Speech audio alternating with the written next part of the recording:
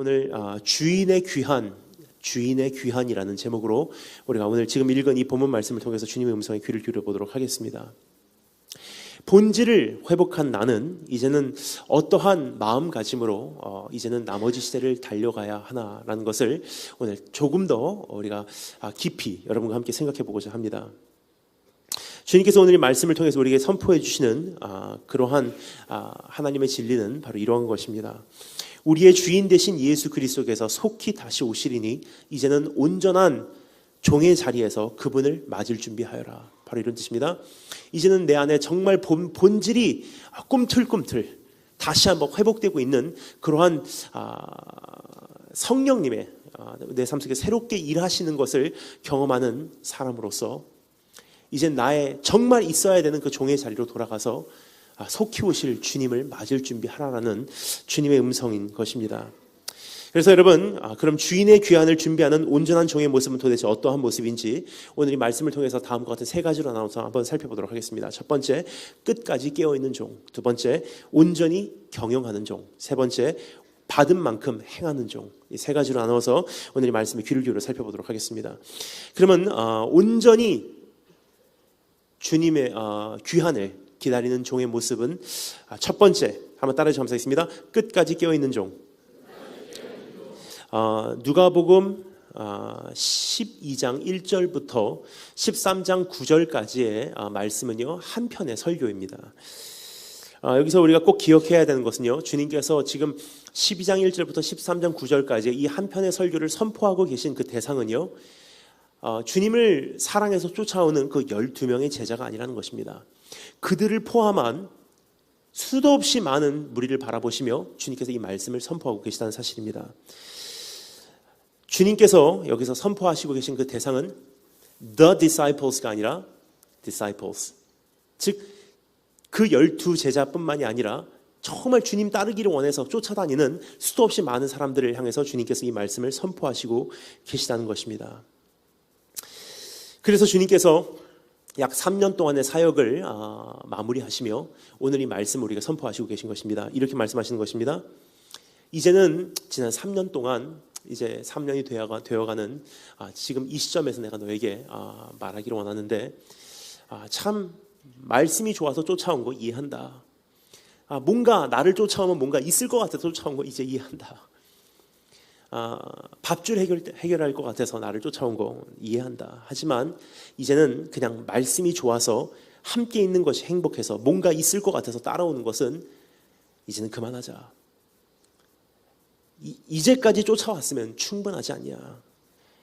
이제는 참된 제자의 삶을 100% 받아들이냐 아니면 거절하냐, 둘 중에 하나를 선택할 때가 드디어 너의 삶에 도래했다 말씀하시는 주님의 음성이었던 것입니다.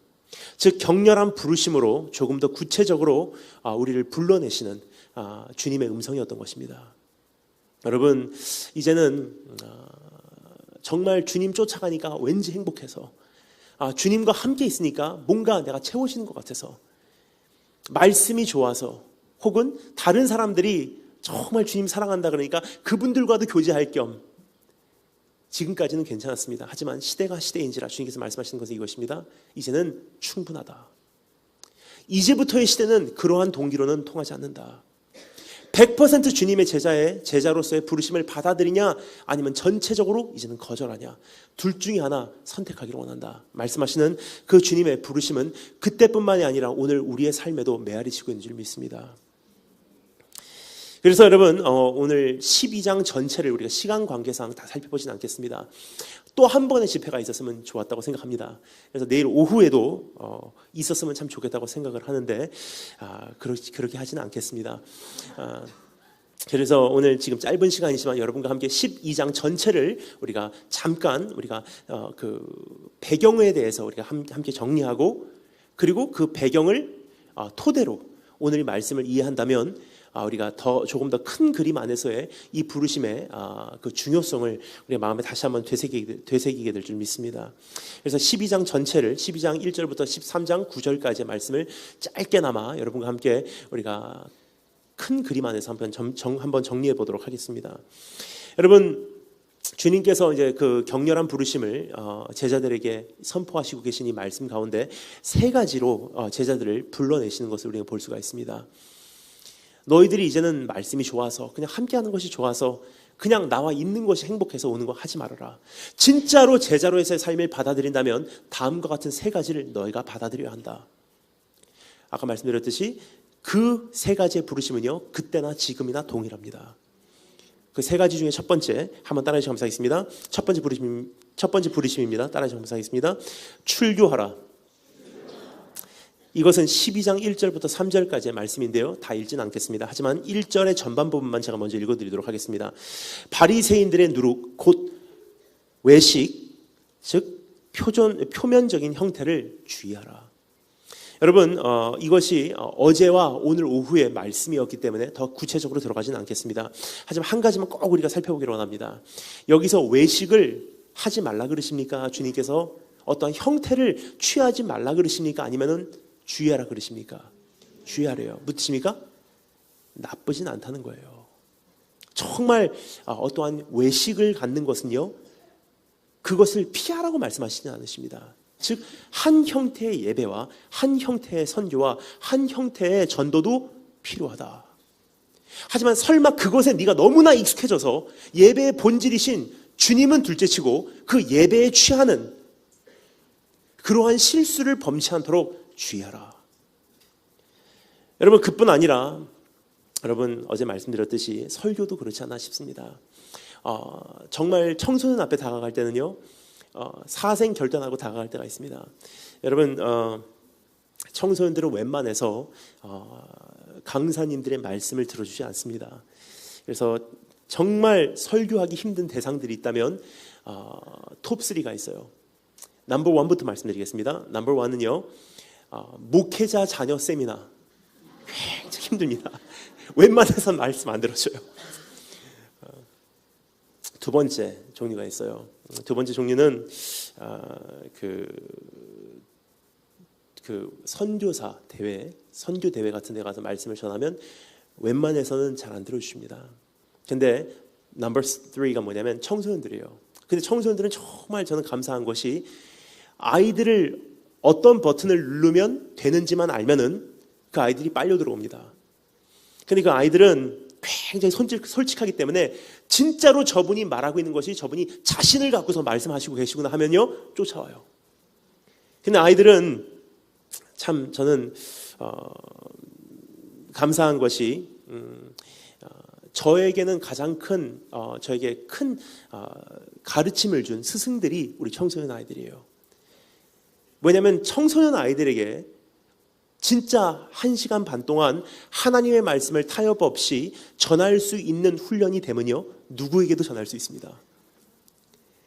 그러니까 저에게는 하나님께서 1년에 2번 서머스쿨, 윈터스쿨, 그 계절학기를 보내신 것 같아요. 왜냐하면 1년 동안 살면서 우리 청년들, 그리고 성도님들, 기도원, 그런 집회 다니면서 말씀을 선포하면 다 그렇게 그 은혜를 받으시는 분들 줄 아세요. 근데 1년에 딱 2번 여름과 겨울에 걸쳐서 청소년들이라는 우리 저에게는 교수님들께 저렇게 보내십니다. 그러면 굉장히 제가 힘듭니다. 그런데 너무나 저는 행복해요. 그 순간순간들이. 이번에 미국에서 여정을 마치면 또다시 한국으로 돌아가면 약 40일 동안 우리 청소년들하고 씨름을 하게 됩니다. 그러면 그때는 힘든 것 같으나 그 연단을 통과해서 한 단계 업그레이드된 상태로 연단된 모습으로 나오지 않을까 이렇게 기대를 하고 있습니다. 여러분, 근데 우리 청소년들에게 다가가다 보면요, 한번 상상을 해보시면 감사하겠습니다. 2,000명이 모이는 가운데 말씀을 선포하잖아요. 그럼 2,000명이 정말 좋은 캠프는 2,000명이 한 명과 같이 빨려 들어올 때가 있어요. 그때 그 행복함은요, 말로 다 할 수 없습니다. 근데 2,000명이 정말 말씀 안으로 빨려 들어오지 않을 때가 가끔 있습니다. 그러면요, 예수님의 마음이 어떤 마음인지 다 양 같아서 그릇 각기 제 길로 갔거늘, 그게 정말 무슨 뜻인지가 이해가, 핸드폰은 하는 아이, 화장실 가는 아이, 조는 아이, 그냥 아이들의 세상이라는 것이 정말. 그런데 여러분 한번 상상해 보시면 감사하겠습니다. 이 1000명이 다 각자 제 할 일을 할 때는 말이 막힐 때가 있어요. 당황하고 제가 얼굴이 새빨개질 때가 있습니다.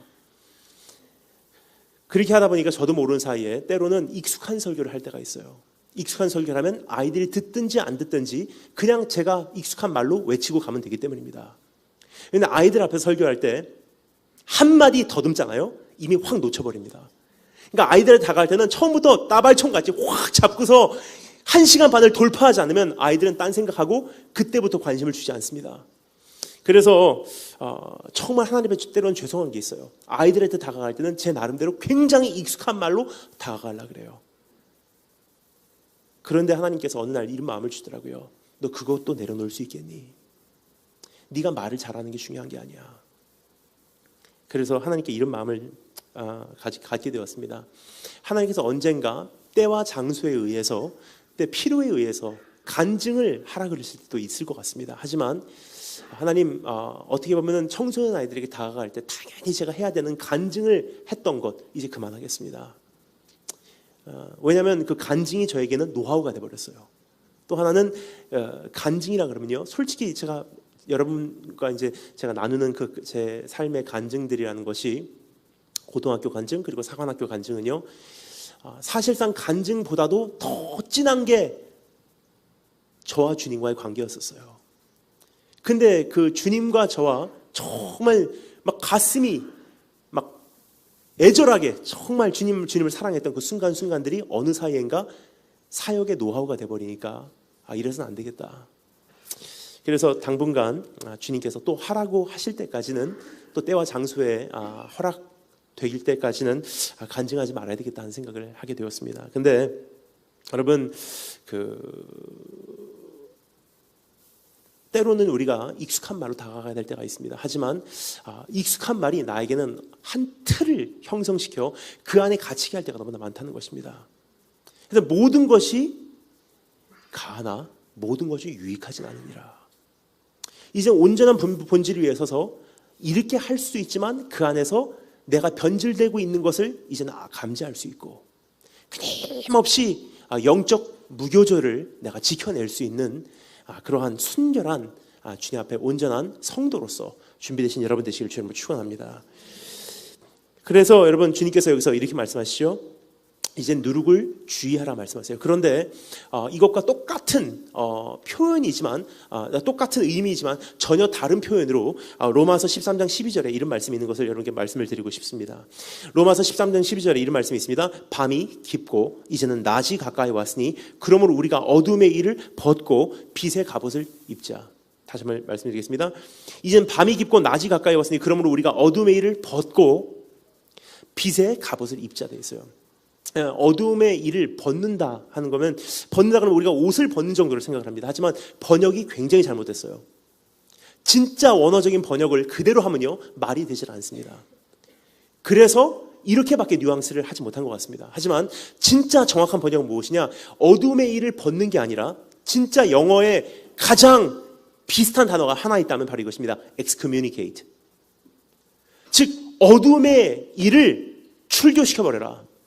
즉 종교의 형태를 네 삶 속에서 출교시켜버려라. 바리새인들의 누룩을 이제는 네 삶 속에서 출교시켜버려라. 여러분, 강제로 쫓아내라 라는 뜻입니다. 여러분, 그 옛날 유대교에서도 그렇고 카톨릭에서 그랬듯이 교회의 구원이 있고 그 백성 안에 구원이 있다고 생각했기에 그 백성 안에서 혹은 그 교회 안에서 납득이 될 수 없는 죄를 권면했음에도 불구하고 끝까지 죄 안에 있으면 어떻게 하죠? 그 교회 안에서, 민족 안에서 출교시켜버렸어요. 그 사람에겐 그것은 하나님과도 단절되는 그러한 경험을 시켰다는 사실입니다. 그럼 결국은요, 하나님께서 우리에게 요구하고 계신 것은 이것입니다. 이제는 마지막 시대에 진짜 제자로서의 삶을 네가 살기를 원한다면 네 삶 속에서 종교 자체를 출교시켜버려라. 여러분, 정말 우리가 종교성이라는 것을 이젠 출교시키면 우리 안에 오는 특별한 특권들이 있습니다. 몇 가지 여러분과 잠시 나누고 한번 우리가 출교를 시킨다는 것이 무슨 뜻인지 한번 생각해 보도록 하겠습니다. 누룩을 내 삶 속에서 제거한다는 것이 어떠한 것인지 우리가 한번 구체적으로 생각해 볼 필요가 있다고 생각을 합니다. 첫 번째, 내 종교의 구습을 벗어버리고 종교를 출교시켜버리고 누룩을 정말 내 삶 속에서 제거하면 어떻게 되냐? 첫 번째, 여러분, 특권입니다. 한번 따라해 감사하겠습니다. 복음으로 드디어 덧입을 수 있습니다. 즉, 종교의 구습이 없어지면 이제는 내 자신을 복음으로써 그 자리를 채워낼 수 있다는 사실이에요. 지금 우리가 어떠한 한 형태에 너무 익숙하다면 그것이 없으면 예배를 못 드린 줄 알아요. 그것이 없으면 전도 못하는 줄 압니다. 그것이 없으면 신앙생활 채워지지 않는다고 생각합니다. 하지만 주님께서 말씀하십니다. 한번 그거 출교시켜봐라. 그리고 모험해보자 이제.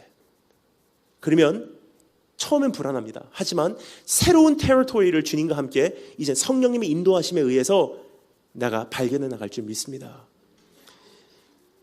그렇게 이제 새로운 모험이 시작되게 되면 내 안에 새롭게 복음으로 채우시는 성령님의 그 인도하심을 여러분 경험하게 될 줄 믿습니다. 여러분, 결국 복음으로 덧입는다는 것은요, 너무나 감사한 것은 그 마지막 시대에 나로 하여금 하나님 앞에서 통각해야 하는, 합격해야 하는 그런 역할을 하게 되지 않을까 싶습니다. 왜 그러냐면 이슬람만 봐도 그것이 느껴집니다. 왜냐하면 여러분, 왜 하나님께서 마지막 시대에 이슬람을 허용하셨을까요? 오늘 오후에 여쭤봤던 질문입니다. 여러분, 하나님께서 온 세상을 지금도 통치하시고 계십니까? 아니면 어떤 부분은 하나님의 통치하에서 벗어나 있습니까? 통치하시고 계세요. 정말 주님께서 온 열방을 통치하시고 계신데 왜 이슬람이 급속도로 온 세계를 번져가고 있을까요? 우리의 기도가 부족해서일까요? 아니면 하나님께서 능력이 없으셨을까요? 아니면 사탄이 하나님을 지금 그렇게 능가하는 능력으로 지금 온 세계를 이렇게 이끌어가기 때문일까요? 아무것도 아니죠. 하나님께서 허용하신 거예요. 악인도 그 쓰임에 맞게 하나님께서 통치하심 속에서 오케이, 네가 퍼져가되 거기까지만 퍼져가라, 허용하신 거예요. 그럼 이슬람이라는 것의 역할은 무엇입니까? 여러 가지지만 몇 가지만 정리하도록 하겠습니다. 어제도 오늘도 말씀드린 것 중에 하나가 이슬람과 공산주의는 그 토양이 똑같다고 했습니다. 즉 역할이 비슷합니다. 그럼 사회주의가 들어가서 중국이라는 나라를 사회주의 혁명으로 인해서 언어를 통합시키고 민족을 통합시키고 국경선을 다 없애버리고 모든 잡신들을 없애버린 것과 같이, 그래서 선교하기 최고의 영적 토양으로 만들어낸 것과 같이 이슬람도 똑같은 역할을 해주고 있어요. 예를 들어서 인도 같은 나라는요, 아무리 선교해도 정말 선교하기 힘든 나라예요. 왜 그렇습니까? 10년이건 20년이건 제자 훈련 시켰는데 이 사람이 아직도 힌두교를 섬기고 있어요. 왜 그렇습니까? 예수 그리스도를 많은 신들 중에 하나로 보고 있기 때문입니다. 근데 서쪽에서 이슬람 세력이 인도로 들어가고 있어요. 그리고 이슬람교와 힌두교가 지금 충돌하고 있습니다. 근데 이슬람교는요, 과격분자들이 들어가요. 그럼 기독교 선교사들이 들어가고 제발 좀 믿어주세요, 예수님은 한 분이십니다 해도 안 통했습니다. 근데 이슬람이 들어가니까 어떻게 되죠?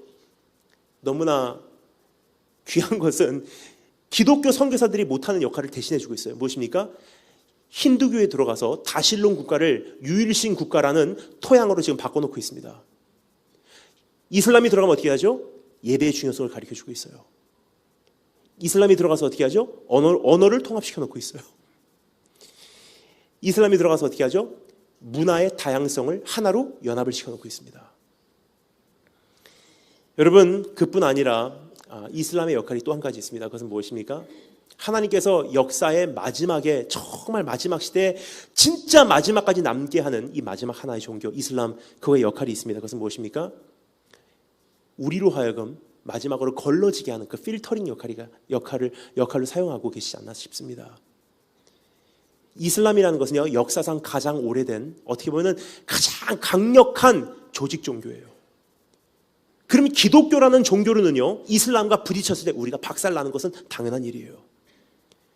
그래서 이슬람이라는 이 마지막 관문을 통과하기 위해서는요, 이제 나의 모든 종교된 것을 벗어버리지 않으면 통과할 수가 없다는 사실입니다. 주님 나라 임하시는 땅끝까지 가기 위한 그 마지막 길목에 이슬람이 우리를 기다리고 있어요. 내가 가든 그들이 찾아오든 반드시 어딘가에서 마주칠 수밖에 없습니다. 그러면요, 종교의 구습을 입고 있는 사람들은요, 반드시 거기서 파괴가 됩니다. 어느 선까지는 예배를 드리겠죠. 하지만 어느 선을 넘어섬지를 못한다는 사실이에요. 어느 선까지는 전도는 하겠지만, 하지만 그 선을 못 뛰어넘는다는 사실입니다. 어느 선까지는 선교는 합니다. 하지만 그 선을 못 넘는 날이 반드시 온다는 사실이에요. 하지만 오늘 그 종교 자체를, 어떤 형태 자체를, 어떤 누룩 자체를 내 삶 속에서 출교시켜버린다면, 이슬람이 내 삶 속에 다가온다 할지라도, 내가 이슬람권으로 나간다 할지라도, 복음 전파와 선교와 예배는요, 끊임없이 내 삶 속에서 지속될 수 있습니다. 예를 들겠습니다. 이슬람권에 갑니다. 그러면 여러분, 이슬람 생각하면 여러분 어떤 생각하세요? 굉장히 위험한 사람들이라고 생각합니다. 예를 들어서 항상 CNN에서 나오는 머리다가 이렇게 뭐를 감고 총 들고 아라라라라라 그런 사람들 생각해요. 아니, 사실상 여러분, 이슬람 굉장히 좋은 분들이세요. 아랍 지역에 가보신 분들 아시겠지만 정말로 귀한 분들이십니다. 특별히 이란 같은 데 가잖아요. 돈 한 푼 없이 여러분 여행할 수 있어요. 아랍 마을에 딱 들어가면요, 그 페르시아 마을에 들어가면 그 사람들이요, 해가 저물 때 이렇게 나와요. 그리고 외국인이 지나가거나 그렇게 나그네들이 지나가면 제발 부탁이니까 우리 집에 와서 하룻밤 자고 가라고. 그럼 집에 가잖아요. 양을 잡습니다. 그 다음날 아침에 일어나면 아침 식사하시고 가시라고. 아침 먹잖아요. 또 하룻밤 있으면 안 되겠냐고. 특별히 이란의 무슨 대학, 예를 들어서 테헤란 대학 같은 데 가고 이렇게 캠퍼스에 앉아 있잖아요. 그러면 사방에서 학생들이 아이스크림 들고 커피 들고 찾아와요. 이거 드시라고. 그러면 앉아갖고 5분만 얘기하면 안 되냐고. 정말 그 지역에 사는 사람들 귀한 사람들이에요. 근데 여러분, 그렇게 해서 그 집에 들어가거나 그분들하고 이렇게 대화를 나누게 되잖아요. 꼭 물어보는 질문이 있습니다. 그분들에게는 정말 핫 이슈이기 때문에 꼭 물어보는 질문이 있어요. 그 집에 거하든 그들과 정말 아이스크림을 먹으면서 커피를 마시면서 교제를 하든 꼭 물어본 질문은 무엇이냐? What's your religion? 그래요. 네 종교가 뭐냐? 그럼 뭐라 그래요, 여러분? 막 속에서 갈등이 납니다. 하나님을 부인하면 안 되고 주님을 부인하면 안 되고, 그렇다고 해서 잘못 말하다가는 목이 달아날 것 같고, 적어도 이 사람에게 복음을 전할 수 있는 그 다리는 불태워질 것 같고, 하나님 어떻게 할까요? 굉장히 힘들어져요. 근데 여러분, 만약에 우리가 오늘 종교의 구습을 벗어버린다면, 정말 본질로 들어가서 본질 위에 서 있다면 답할 게 있습니다. What's your religion? 그러면 전 이렇게 얘기합니다. 난 종교 없습니다. 사실이거든요. 여러분, 우린 종교인이 아닙니다. 크리스찬이라는 답은 어떻습니까? 어떻게 물어보세요? 크리스찬이라고 말하면 되죠. 여러분, 크리스찬이라는 것도요, 사실상 이것이 우리에게는 지금은 정말 나를 자랑하는 나의 정체성과 같은 단어가 되긴 했지만, 사실상 이것이 우리가 진 이름이 아닙니다. 예수쟁이라는 것은요, 이건 수치의 이름이 아니에요. 자랑의 이름입니다. 맞습니다. 나 예수쟁이입니다. 하지만 여러분, 예수쟁이라는 이름은요, 우리가 진 이름이 아니에요. 나의 본질을 열심히 살아가고 있는 나의 삶을 바라보면서 세상 사람들이 지어준 이름이에요. 저 예수쟁이들. 그래서 크리스찬이라는 이름도 본질은 아니에요. 그럼 더 깊숙이 있는 본질은 무엇입니까? What's your religion? 그러면 이렇게 얘기합니다. 난 종교 없습니다. 그럼 종교 없습니까? 그래요. 그럼 이렇게 얘기합니다. 그런데 나는 예수를 너무 사랑합니다. 그럼 그 사람들이 가만히 퍼즈하고 있다가 나도 예수 좋아한대요. 왜 그렇습니까? 무슬림도 예수님을 인정하거든요. 거기서부터 전도가 시작돼요. 여러분, 지금 한 가지 단순한 예를 들었지만, 종교의 구습을 벗으면요, 내 안에 복음으로 채워질 수 있고, 이슬람까지도 다가갈 수 있는 우리 안에는 새로운 영역들이 열리게 될 줄 믿습니다. 두 번째, 첫 번째는 복음으로 덧입을 수 있고요. 두 번째는 이러한 특권이 있습니다. 따라해주셔서 감사하겠습니다. 잃어버린 양들에게 다가갈 수 있습니다. 첫 번째와 두 번째가 좀 비슷한 것 같지만, 사실상 첫 번째는요, 나를 마지막 날까지 종교는 지켜주지 못한다는 뜻이고, 오히려 나를 한정짓는다는 뜻입니다. 그리고 두 번째는요, 잃어버린 양들에게 다가갈 수 있다는 것은 나로 하여금 이젠 정말로 복음이 없는 곳에 그 내가 덧입은 복음을 가지고 갈 수 있는 자로서 나의 통로를 열기 시작한다는 사실입니다. 여러분, 종교 대 종교로는 다가갈 수 없었던 잃어버린 영혼들에게 드디어 우리는 다가갈 수 있는 모습을 소유하게 된다는 것입니다. 재미난 것은요, 여러분 학교 채플 가면요 굉장히 힘들어하시는 분들이 계세요. 저는 아까 말씀드렸죠, 목회자 자녀 세미나, 그리고 두 번째가 선교사 대회, 세 번째가 청소년들인데요. 제가 제일 가기를 좋아하는, 즐겨하는 집회들이 톱3가 있어요. 그 톱3가 뭐냐? 제일 첫 번째는요, 저는 기도원 집회를 굉장히 좋아합니다. 왜냐하면 기도원 가면요 사생 결단하러 오신 분들만 모였기 때문에 코드가 맞아요. 두 번째 좋아하는 집회가 있습니다. 두 번째 좋아하는 집회는요, 군부대 집회예요. 군부대 가면요 제가 마치 집에 온 느낌이에요.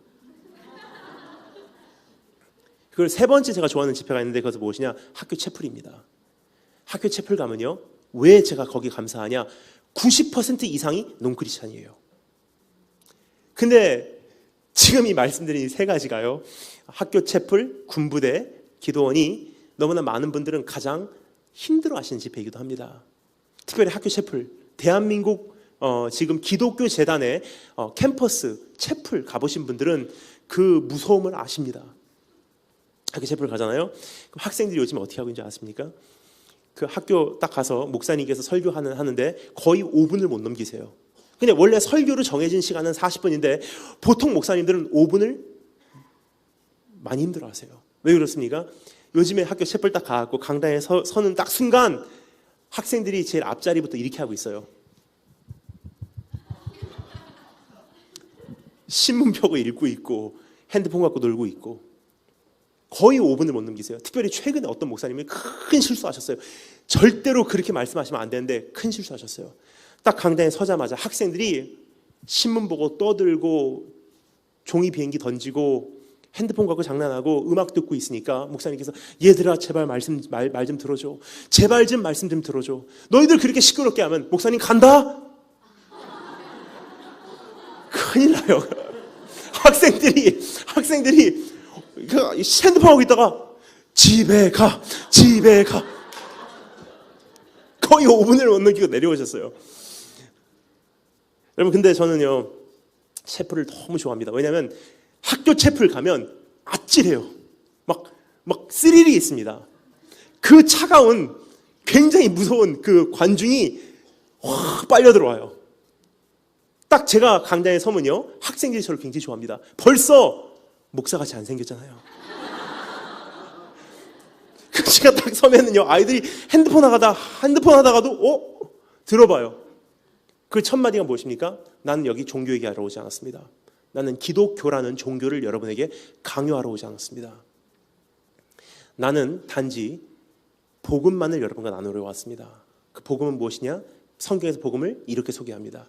예수 그리스도의 얼굴에서 나타난 하나님의 영광의 광채라고 말하고 있습니다. 영광이라는 것은 무엇입니까? 아름다움입니다. 그리고 영광은 이미 빛으로 스스로를 뿜어내고 있기 때문에 저는 그것을 보일 필요가 없습니다. 여러분이 바라보시면 여러분이 판단하시고 여러분이 쫓아올 것입니다. 그래서 저는 이미 그 아름다움을 스스로 뿜어내고 있는 그 복음을 여러분에게 짧게 소개하고 가겠습니다. 소비자가 좋은 물건을 선택하듯이 여러분이 한번 생각해 보시고 정말 복음의 아름다움을 제 말씀을 통해서 느끼신다면 제가 강요하지 않아도 여러분 자신이 자진해서 선택하실 거라고 저는 생각합니다. 그래서 저는 복음의 특징만 말씀드리고 가겠습니다 하고 복음의 특징을 얘기해요. 처음에 그것을요 여러분 부산 외국어대학교에서 했는데 학교가 뒤집어졌습니다. 그 다음에 동서대학교라는 곳에 갔어요. 동서대학교 가니까 여러분 9,000명이에요. 9번 체프를 했습니다. 9번 체프를 하는데 다 끝나고 나고 9번째 체프를 끝나고 학교에서 설문지 조사를 한 다음에 저에게 급하게 긴급으로 문자로 보내셨어요. 목사님 큰일 났어요. 문자를 보니까 내용이 이렇습니다. 9,000명 중에서 1,700명이 그날 예수님 영접했어요. 여러분 이것은요 복음의 능력입니다. 마지막 시대는 복음으로 통과하는 것이지 기독교라는 종교로 통과하는 시대가 아닙니다. 종교의 구습을 입고 있는 만큼 나도 얽매이고 한 형태의 예배를 벗어나서는 예배도 못 드리고 한 형태의 선교의 방침을 내가 이용하지 못하면 북한도 중국도 이슬람권도 나의 선교의 영역도 되지 않고 내가 나아갈 수 있는 사람, 그 대상들이 이미 한정이 돼버리고, 여러분, 그것이 나쁜 것은 아닙니다. 다시 말씀드리겠습니다. 나쁜 것은 아니에요. 하나님 안에는 다 선합니다. 근데 말씀드렸듯이 주님 안에는 다 있어요. 이제는 우리가 온전히 때와 장소와 대상에 맞춰서 그것을 자유롭게 본질 안에서 우리가 선택해 나가야 될 그러한 우리 안에는 능력과 임무가 소유되기를 주의 이름으로 축원합니다. 그 세 번째 특권입니다. 한번 따라서 감사했습니다. 가볍게 달려갈 수 있습니다. 첫 번째는 복음으로 덧입을 수 있습니다. 두 번째는 잃어버린 양들에게 다가갈 수 있습니다.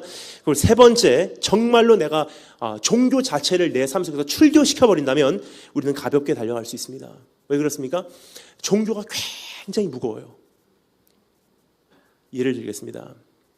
여러분, 주님께서 성찬식을 우리에게 허락해 주시며 이것을 먹고 마실 때마다 주님을 기념하래요. 그리고 언제까지죠? 주님 이 세상에 오시는 그날까지 그렇게 기념하래요. 무슨 뜻입니까? 정말 성찬식에 깊이 들어가다 보면은 여러분 어디까지 임한 줄 아세요? 주님 다시 오시는 것이 사모할 수밖에 없는 거기까지 이르게 됩니다. 그런데 여러분, 만약에 365일 다니는 곳이 선교지라면 성찬식을 어떻게 하겠습니까? 이거 성찬식 안 하면 되죠. 여러분, 성찬식도 정말 주님 안에서 본질 안에서 해야 됩니다. 마지막 시대가 되면 될수록 더 깊이 들어가기 위해서 정말 그것이 정말 내 안에 사모가 될 때가 있어요. 정말 떡을 떼고 주님을 기다리고 기억하고 기념하고 떡과 포도주를 마시며 정말 그 안에서 깨어있기를 원하는 그런 것이 사모가 될 때가 있습니다. 그런데 선교지에서 있다 보면요, 이것이 가능하지 않다는 사실이에요. 그럼 성찬식 기구들을 갖고 갈까요? 포도주를 갖고 갈까요? 떡을 찾을까요? 없습니다. 72시간 기차를 타고서 중국을 횡단하고 이슬람권으로 들어가는데 그럼 어떻게 하겠습니까? 근데 여러분, 본질 안에 서 있다면 충분히 할 수 있어요. 어떻게 합니까? 위에는 북한 사람이에요. 김일성 배지 달고 있는 사람입니다. 밑에는 이슬람 선교사들이에요. 그러면 거기서 우리 팀들하고 두세 사람이 모인 곳에서 중국의 만토우, 중국의 하얀 떡, 그리고 중국의 주스 하나 사서 그 사람들 들어도 관계없습니다. 이미 본질 안에 서 있기 때문에 서로와 그것을 확인할 수 있어요. 떡고 그분의 몸입니다. 그러면 다 북한 사람, 이슬람 선교사 있는 곳에서 서로 나눌 수 있어요. 주스 나눠 마시고 72시간 기차를 타고 가면서 충분히 성찬식이 가능하다는 사실이에요. 정말로 우리 안에서 어떠한 것이 있어야지 신앙생활하고, 어떠한 것이 있어야지 예배드리고, 어떠한 것이 있어야지 우리가 우리가 주님 안에서 채워질 수 있다면, 오늘이라는 현실이 바뀌는 순간 여러분 더 이상 우리는 신앙생활을 할 수 없습니다. 예를 들어서 어느 교회에 가게 되면요, 참 근사한 예배를 드리고 있는 교회들이 참 많이 있어요. 하지만 한 가지 문제가 있습니다. 정전되면 예배 드릴 수 있을까 하는 생각을 해보게 돼요. 무슨 뜻입니까? 마지막 날 주님 오시는 그날까지 엄청난 환란 속으로 들어간다는 것을 알고는 있어도 현실적으로 그것이 어떠한 예배를 요구하는지는 생각해 본 적이 없다는 사실이에요. 여러분, 이제는 디지털 문화에 너무 익숙한 것이 아니라 아날로그로 들어가신 연습을 하시는 것도 참 좋을 것 같습니다. 이제 그렇게 가볍게 달려가실 수 있는 한 분 한 분 되시길 주님으로 축원합니다. 그 첫 번째 요소입니다. 출교하라. 두 번 주님께 주시는 두 번째 부르심이 있습니다.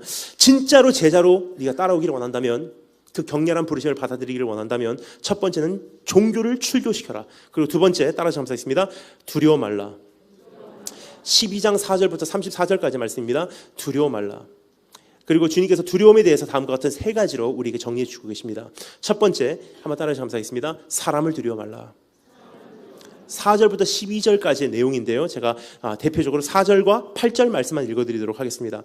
내가 내 친구 너희에게 말하노니 몸을 죽이고 그 후에는 능히 더 못하는 자들을 두려워하지 말라. 내가 또한 너희에게 말하노니 누구든지 사람 앞에서 나를 두렵기 때문에, 그렇죠? 시인하면 인자도 하나님의 사자들 앞에서 저를 시인할 것이요. 무슨 뜻입니까? 사람을 두려워하지 말라는 것을 주님께서 제자의 부르심 안에 포함을 시켰어요. 진짜 제자라면 두려워하지 말라. 근데 첫 번째로 사람을 두려워하지 마. 여러분, 하나님께서 반드시 어떤 사람을 사용하실 때는요, 마지막 시대에 정말 우리를 정말 주님의 좋은 종으로서 우리를 사용하실 때는요, 반드시 이 과정을 넘게 하십니다. 사람과의 관계를 능가하는 사람들만이 이제 하나님 앞에서 온전한 종으로 설 수 있기 때문입니다. 여러분, 사실상 저에게도 이것이 참 때로는 두려울 때가 있어요. 처음에는 제가 미국에서 전도사 생활을 하다가 정리하고 하루아침에 갑자기 이건 아니다 생각을 해서 미국을 정리하고 중국을 향해 떠나게 되었습니다. 처음에 중국을 향해 떠나니까 그냥 단독 선교사예요. 혼자밖에 없었습니다. 그 후원 교회도 없고 어떠한 후원 단체도 없고 어떠한 그냥 한 사람의 선교사예요. 그래서 지난 7년 동안 정말 조심스럽게 하나님 바라보고 의지하며 달려왔습니다. 근데 사실상 7년 전에만 해도 주님 다시 오신다는 소문이 한국 땅에 많이 선포되고 있지 않았습니다. 근데 선교지를 나가보니까 정말 주님 오시는 것이 피부로 느껴져요. 그래서 한국에 돌아와서 말씀을 외칠 때마다 주님 다시 오신다는 사실을 외치지 않으면 제가 가슴이 터질 것 같더라고요. 그래서 강단에 설 때마다 주님 다시 오신다는 사실을 선포하기 시작합니다. 그러면서 지금까지 흘러오는 가운데 정말 하나님의 은혜 하나로 하나님께서 저를 붙들어 주셨어요. 저는 아무도 없습니다, 여러분. 저는 아무도 없어요. 저를 보호해주는 단체도 없고 저를 감싸주는 교회도 없습니다. 바람이 불면 날아갈 수밖에 없는 그러한 혼자 이 길을 가고 있는 선교사예요.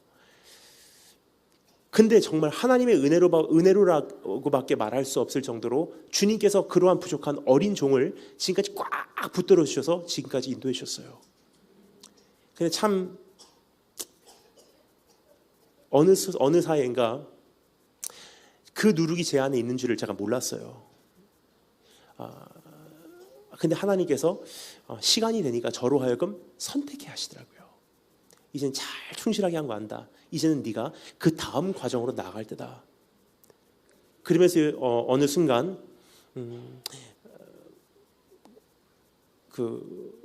이러한 좀 아픈 글을 읽게 되었습니다. 인터넷에서 다니엘 김 선교사가 그 교제하는 분들과 교제하는 단체가 우리가 주시해야 될 단체에게 다니엘 김 선교사를 주시하라, 조심하라. 그래서 제가 굉장히 이게 터지니까 부들부들 떨리더라고요. 그런데 다시 한번 하나님 앞에서 가만히 생각해 보니까 이런 생각했습니다. 처음부터 빈손으로 시작한 선교고 하다가 안 받아주면 저는 어차피 선교지로 돌아가서 한 사람의 단독 선교사로 끝나도 된다고 생각했던 그 사역이었었어요. 저도 모르는 사이에 누룩이라는 것이 이렇게 생기고 나니까 정말 행복한 오늘의 사역의 삶을 벗어나기 싫어하는 저의 부족함을 보게 되었습니다. 여러분, 저는요 일찍 집을 떠났습니다. 그렇죠? 18살 때, 19살 때 일찍 집을 떠나서 미국에 와서 혼자서 이제 살면서 사관학교, 신학대학원 거기서 이러한 과정을 마치면서 제가 한 가지 소원이 있었다면 언젠가 부모님 모시고 살 수 있으면 얼마나 좋을까.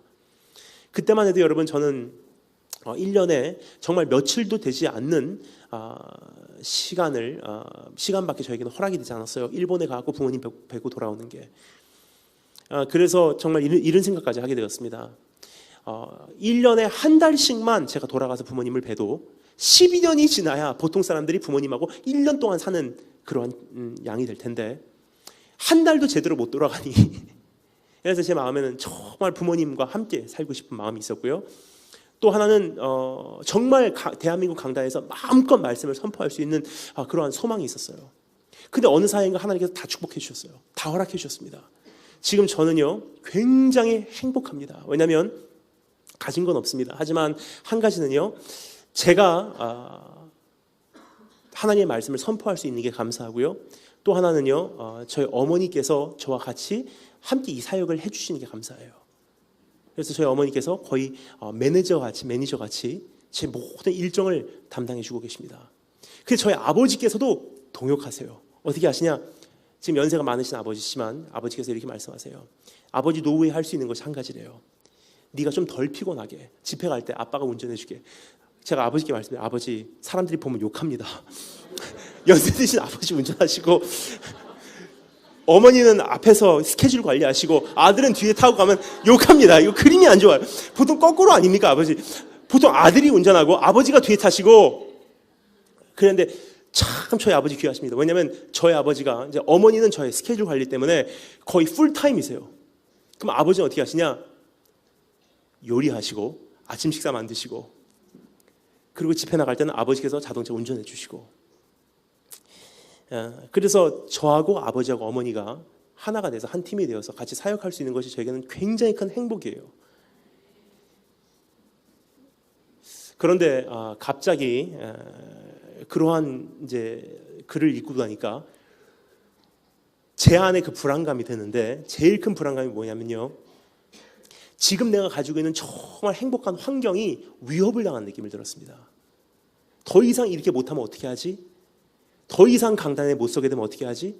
더 이상 아버지하고 어머니하고 나하고 이렇게 우리 아버지 노후에 얼마나 남았는지 모르지만 이 행복한 시절이 끝나면 어떻게 하지? 근데 그 순간 깨닫게 됐으면 누르기예요. 정말 순수하게 하나님 한 분 바라보고 사람들이 듣든지 안 듣든지, 사람들이 좋아하든지 싫어하든지 외쳤던 그 말씀이 저도 모르는 사이에 너무나 행복한 삶을 하나님께 축복으로 주시니까 저도 모르는 사이에 그것이 행복하기에 그것을 지키고 싶은 제 마음에 그런 욕심이 생긴 것을 제가 발견하게 되었습니다. 그래서 다시 한번 하나님 앞에 회개하고 다시 강단에 서서 이렇게 선포를 했어요. 저는요, 소속된 교단도 없고 소속된 선교 단체도 없고 오늘도 홀로 달려가는 선교사입니다. 하지만 분명한 것은 그래서 하나님께서 저를 대한민국 국방부에서부터 시작해서 가장 깊은 선교지까지 보내신다고 생각을 해요. 저에게는 지금 막힌 교단과 교파나 어떠한 강단이 없습니다. 그렇기 때문에 가장 높은 곳에 가장 깊은 곳까지 지금 계속 복음을 전하고 가는데, 그곳이 설령 정말 사람들이 바라보기에 이단 시비가 걸리거나 신천지라고 해도 그 사람들이 저를 부르면 복음이 필요한 곳이라면 전 가겠습니다. 이번에 그렇게 하나님께서 선포를 하게 하시는 것 같아요. 여러분, 사실상 잃어버린 양이 있는 곳은요, 스스로 자부하는 건강한 신학을 갖고 있다 하는 곳이 아니라 정말 하나님의 복음이 필요하다는 곳은요, 이슬람권 신천지예요. 그 사람들이 저를 부른다면요, 복음의 전파를 위해서라면 저는 갑니다. 그래서 오늘 다시 한번 선택합니다. 내가 사람들에게 좋게 하랴, 하나님께 좋게 하랴. 내가 사람을 기쁘게 하는 것이었으면 내가 하나님의 종이 아니더니. 하나님께서 반드시 끊임없이 내 삶 속에 사람을 두려워하게 되는 그 누룩이 있다면 그것을 제거하실 것입니다. 사람을 능가하시는, 그래서 이제 하나님의 종으로 온전히 또 합격되신 여러분들 되실 줄을 축원합니다. 두 번째 과정이 있습니다. 따라서 검사했습니다. 가난을 두려워 말라. 13절부터 34절까지의 내용입니다. 근데 대표적으로 시간 관계상 15절 그리고 29절만 읽겠습니다. 사람의 생명이 그 소유에 넉넉한 데 있지 아니하니라. 너희는 무엇을 먹을까 무엇을 마실까 하여 구하지 말며 근심하지도 말라. 여러분, 결국은 사람을 두려워하지 않는 훈련, 그 다음에 두 번째 하나님께서 꼭 훈련시키는 훈련이 있으십니다. 그래서 무엇이냐? 가난을 두려워하지 마. 사실상 사람을 두려워하지 않고 가난을 두려워하지 않으면요, 이 세상 두려운 게 없습니다. 이 두 가지 훈련을 주님께서 반드시 시킨다는 사실이에요. 근데 여러분, 본질 안에 있으면 이것을 능가할 수 있어요. 왜 그렇습니까? 주셔도 감사, 거두하셔도 감사하거든요. 그리고 세 번째, 두려움에 대해서 주님께서 말씀하십니다. 따라서 하겠습니다. 하나님을 신뢰하라. 결국 4절부터 34절까지 지금 이 말씀드린 두려워 말라 말씀하신 이 말씀의 전체적인 배경에는 하나님을 신뢰하라는 그 말씀이 담겨져 있어요. 즉, 하나님을 신뢰하기에 사람을 두려워하지 말고, 하나님을 신뢰하기에 가난을 두려워하지 마. 여러분, 정말 그렇습니다. 시편 그 성경 전체가 창세기 1장부터 요한계시록 22장까지 총 몇 장일까요? 1189장이에요. 근데 여러분, 성경의 가장 가운데가 어떻게 되죠? 정 가운데 전과 후로 나누면요, 1189장을 한 장 빼고 양쪽으로 나누면요, 몇 장이 되죠? 거의 500? 제가 수학이 좀 약합니다. 도와주시면 감사하겠습니다. 하여튼 그렇게 되죠. 전과 후로 나눠지고 딱 중간에 한 장이 남습니다. 1189장이기 때문에 홀수잖아요. 그렇죠? 그런데 그 가운데 있는 장이 어디냐? 시편 118편이에요. 시편 117편, 시편 117편은 뭐냐? 시편 117편은 성경에서 가장 짧은 장이에요. 시편 119편은 성경에서 가장 긴 장입니다. 근데 가장 짧은 것과 가장 긴 것에 딱 중간에 낀 것이 시편 118편이에요. 그러면 성경 전체 1189페이지에 가장 가운데 있는 118편 8절 말씀이 뭔지 아십니까? 사람에게 숨는 것보다 여호와에 숨는 것이 옳으니라. 이것은 제가 그냥 재밌게 말씀을 드리는 것뿐입니다. 뭐 특별한 진리는 없습니다. 오, 대단해, 뭐 신비스러워, 이게 아닙니다. 제가 개인적으로 이번에 위로가 된 거예요. 그래서 말씀을 드리는 것입니다. 사실상 여러분, 어떠한 문제가 터지잖아요. 굉장히 많이 고민을 한다는 것은요, 내 지혜를 굉장히 많이 동원을 해요. 그래서 어떻게 수습할까? 어떻게 이 문제를 해결해 나갈까? 누구에게 조언을 구할까? 누구에게 내 배경이 돼달라고 부탁을 할까? 어느 교단에게 이제 속해버리라는 뜻인가? 어느 교파에게 내가 이제 속하라는 하나님의 음성인가? 굉장히 많은 고민을 했습니다. 근데 결론은 무엇이냐? 사람을 의지하는 것보다 여호와께 숨는 것이 낫다. 하나님, 내가 주님 손안에 있으니 종을 세우시는 것도 하나님이시고 낮추시는 것도 하나님이시고 강단을 허락하시는 것도 하나님이시고 강단을 거두어 가시는 것도 하나님이시고, 한 가지 본질은 바뀌지 않습니다. 강단에서 선포하든 더 이상 강단에 선포하지 못하는 날이 온다 할지라도 한 사람의 선교사로서 주님 다시 오시는 그 길은, 저는 주님 다시 오시는 그날까지, 아니 제 호흡이 다 되는 그날까지 전 예비해 나갈 것입니다. 여러분, 이제는 사람과 가난을 두려워하지 않기 위하여 하나님을 신뢰하신 그런 축복이 우리 삶 속에서 있으시기를 주님을 축원합니다. 그럼 세 번째, 첫 번째는 출교시켜라, 출교하라. 두 번째는 두려워 말라. 세 번째 부르심입니다. 오늘 말씀입니다. 한번 따라 잡겠습니다. 준비하라. 12장 34절부터 48장까지의 말씀인데요, 여러분, 한 가지 여기서 꼭 우리가 정리하기를 원하는 것이 있습니다. 그것은 무엇이냐? 제자로서의 부르심이라고 아까 말씀드렸죠. 제가 왜 여기까지 하면서 왜 이 전체적인 정리를 왜 했냐? 사실상 제가 정말 전하고 싶었던 말씀은요, 12장 1절부터 13장 9절까지의 전체적인 말씀이었어요. 하지만 시간 관계상 이 전체적인 말씀을 전하고 좀 줌인해서 이 세 번째인 준비하라는 말씀에게 우리가 한번 집중적으로 귀를 기울여보기를 원했기 때문입니다.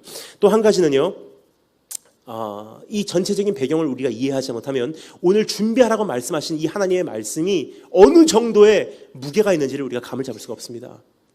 좀 전에 말씀드렸듯이 이 말씀은요, 제자로서의 부르심이에요.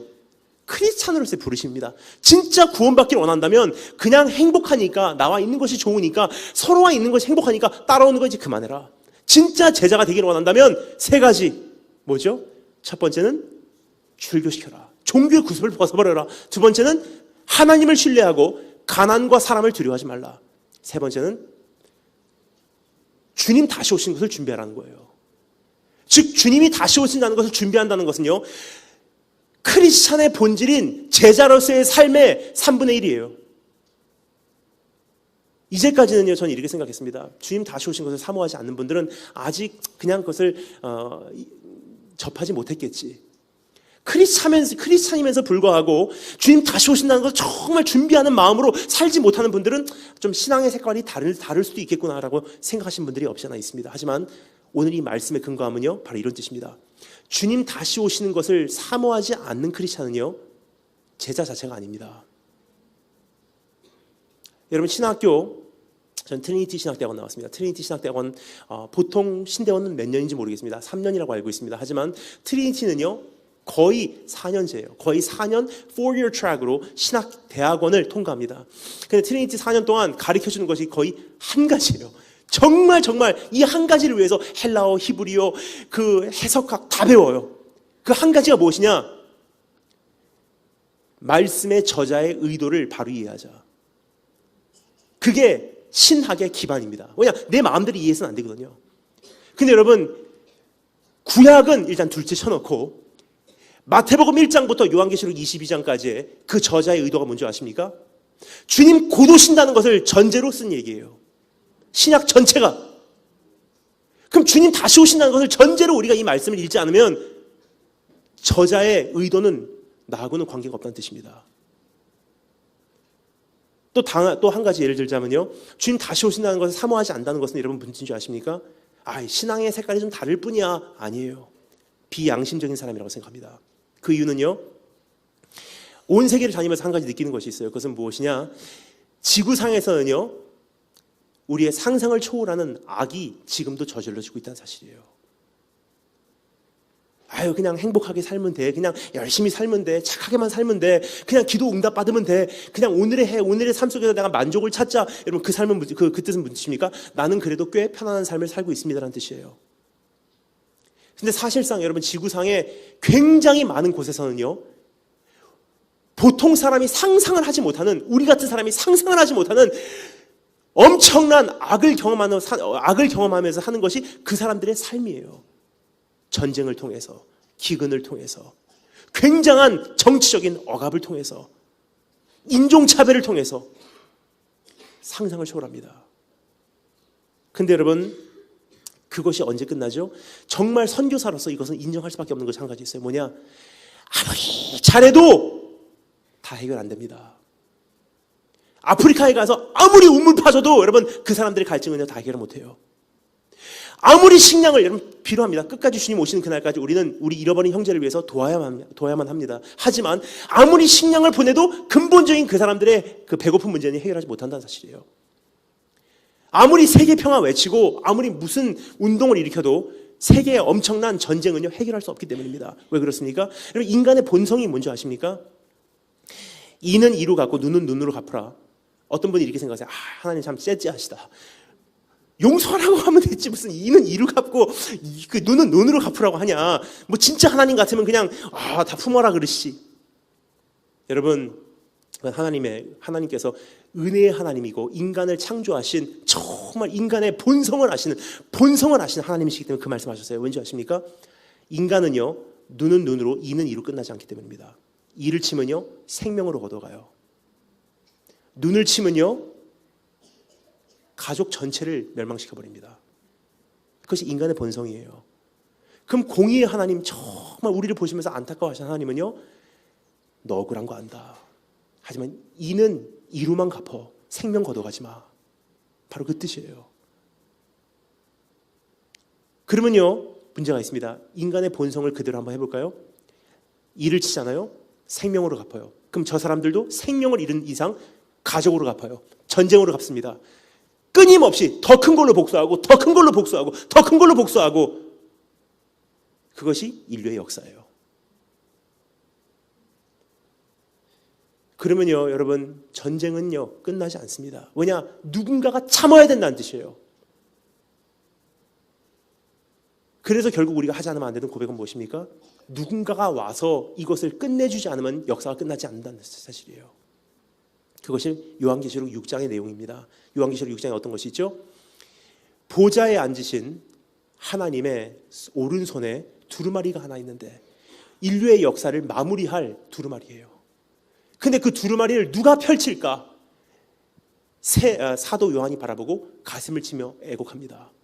누가 우리를 대신해서 저 두루마리를 펴줄고 누가 역사의 마지막을 정리해줄고 근데 아무도 펼 자가 없는 거예요. 근데 거기 있는 장로가 외치되 이제는 두려워 말라. 하나님의 어린 양, 죽임당하신 그 어린 양이 그 두루마리를 펼쳐주리니 이제 역사의 끝이 온다는 거예요.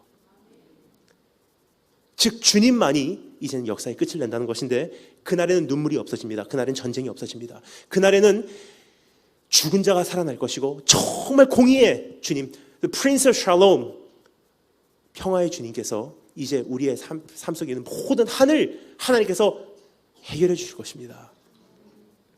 그러면요 여러분, 그 주님을 사모하지 못한다는 것을 여러분 무슨 줄 아십니까? 세계에서 어떤 악을 경험하건, 누가 가족을 잃고 너무 억울하다고 외치고 있건, 세계에서 상상이 초월하는 죄악이 저질러지고 있건, 더 세상이 악해져도 나만 편하면 괜찮습니다. 바로 그 뜻이에요. 주님 다시 오신다는 것을 사모하지 않는다는 것은요 죄입니다. 왜냐? 세상이 어떻게 돼도 나만 응답받고 나만 행복하고 나만 내 기도 해결되면 나는 만족합니다라는 뜻이에요. 내 이웃을 내 몸과 같이 사랑하지 못하는 그런 죄를 짓고 있는 것이 주님을 사모하지 않는다는 뜻입니다. 정말 그것을 받아들이게 되면 어떻게 됩니까? 이 부르심을 정말로 받아들이게 되면 주님께서 각오하라고 말씀하십니다. 즉 이제는 나눠지기 시작한대요. 정말로 제자로서의 부르심을 받아들이면 받아들인 자와 받아들이지 않은 자가 갈라지기 시작한대요. 종교의 구습을 벗은 자와 아직도 입고 있는 자로 갈라지기 시작하고, 진짜 두려움이 없는 자, 두려움을 이제는 초월해버린 자와 두려움이 사실상 있지만 종교의 구습을 입고서 두려움이 없는 척하며 신앙생활하는 사람들로 나눠져 버리고, 주님의 다시 오심을 향해서 이제는 돌진하는 준비하는 자들과 주님 다시 오시는 것이 관심이 없는 자들로 나눠지기 시작합니다. 그래서 여러분, 정말 제자로서의 삶을 받아들이면 어떻게 되는지 그 다음 내용입니다. 51절부터 53절 말씀 제가 읽어드리도록 하겠습니다. 내가 세상에 화평을 주러 온 줄로 아느냐? 내가 너희에게 이르노니 아니라 도리어 분쟁케 하려 함이로다. 이후부터 한 집에, 정말 받아들인 그때부터는 한 집에 5사람이 있어 분쟁하되 셋이 둘과 둘이 셋과 하리니, 아비가 아들과 아들이 아비와 어미가 딸과 딸이 어미와 시어미가 며느리와 며느리가 시어미와 분쟁하리라 하니라. 무슨 뜻입니까? 교회 안에서도 갈라지기 시작한다는 거예요. 진짜로 제자로서의 부르심을 받아들이고 종교의 구습을 벗고 두려움이 없고 주님 다시 오심을 준비하냐? 그렇지 못하냐? 나눠지기 시작합니다. 여러분, 이제 그럼 나는 어떻게 준비해야 하나? 오늘 여기서 먼저 이렇게 말씀하십니다. 깨어있는 종이 되어라. 3가지. 첫 번째 따라 잠시겠습니다. 세상에서 마지막으로 피신하는 긴급함을 소유하라. 깨어있는 종이라는 것은 무엇이냐? 첫 번째 준비하라. 어떻게 준비하냐? 깨어있는 종의 모습으로 준비하라. 그럼 깨어있는 종의 첫 번째 모습은 무엇이냐면요, 이제는 세상에서 피신하는 그 긴급함을 소유한 모습으로 준비하래요. 여러분, 35절 말씀 우리 다 같이 한 목소리 한 번만 더 읽어보도록 하겠습니다. 35절 다시 한 목소리로 읽겠습니다. 잠시만요. 이제 입니다. 정전이 되면은 이제는 예배도 못 드립니다. 자, 35절 다시 한 목소리 읽겠습니다. 시작. 이것은 무슨 뜻입니까? 다른 말로 표현하겠습니다. 세상에서 마지막으로 피신하는 그 긴급함을 소유한 그 종의 모습으로 준비하라.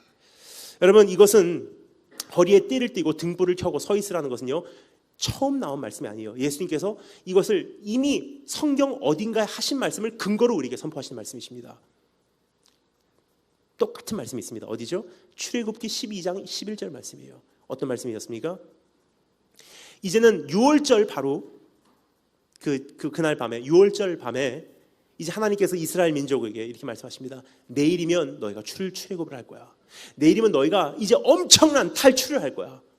역사적인 탈출이 될 것이다. 민족적인 탈출이 될 것이다. 이제 너의 모든 정체성이 한 번에 바뀌는 그러한 탈출이 시도될 것이다. 자, 그런데 그 탈출이 있기 전에 이제는 너희가 긴급함을 소유해라. 그러면서 뭐라고 말씀하십니까? 출애굽기 12장 11절 말씀입니다. 너희는 그것을 어떻게 해요? 무교병을 이렇게 먹을지니 허리에 띠를 띠고 발에 신을 신고 손에 지팡이를 짚고 급히 먹어라. 이것이 여호와의 유월절이니라. 무슨 뜻입니까? 내일이면 탈출할 거야. 급속도로 먹어. 급하게 먹어. 이제 하나님의 구원하심이 이제부터 급속도로 진행될 것이다. 마지막 시대를 준비하는 우리에게 주님께서 말씀하시는 것은 무엇입니까? 긴급하게 먹어라. 긴급하게 준비하라. 바로 이렇기 때문입니다. 여러분, 주님 오시는 그날까지는요, 이제 모든 것이 굉장히 급속도로 진행된다는 뜻이에요. 왕래가 빨라진다는 건 무슨 뜻입니까? 급속도로 진행된다는 뜻이에요. 바로 이런 뜻입니다. 이제까지는요, 한 사람의 종이 세워지고 한 사람의 종이 무너져 내리고 한 사역이 세워지고 한 사역이 정리되고 물질을 주시고 또 물질을 거두어 가시고 한 사람이 깨닫고 한 사람이 잊어버리고 그 주기가요 굉장히 길었어요. 하지만 여러분 최근 기억하십니까? 2012년만 돼도요 뭔가 달랐습니다. 지금 제 개인적인 느낌이에요. 주기가 굉장히 빨라졌어요. 세우시고 무너뜨려 내리시고 만나게 하시고 이별케 하시고 사역을 시작하시고 무너뜨려 내리시고 주시고 거두시고 그 주기가요 굉장히 빨라졌어요. 인터넷 하나만 봐도 알 수 있지 않나 생각합니다. 이제까지 한 사람의 목사가 온 세계에 알려지는 데까지는요 굉장히 시간이 걸렸어요. 하지만 지금은요 유튜브 하나만 뜨면요 온 세계가 그 다음날 다 압니다. 근데 그 한 사람의 목사의 삶이 망하는 것도요 한순간이에요. 사역도 그렇습니다. 교회도 그렇습니다. 이제는 누구와 만나는 그것도요 굉장히 빨라졌어요. 누구를 만나서 그 사람에 대해서 교제하고 오래 갈 것 같은데 언젠가 수년이 걸려서 역시 아니다 하고 정리하는 그 주기도 굉장히 빨라졌어요. 지난 한 해만 돌아봐도요 만나고 헤어지고 시작되고 무너뜨려 내리시고 그 주기가 그 가속이 붙은 듯한 그런 느낌을 갖게 됩니다. 그래서 주님께서 이렇게 말씀하세요. 이제 정신없이 진행될 거야. 마지막 시대를 향해서 이제는 급속도로 진행될 거야. 더 빨라진다.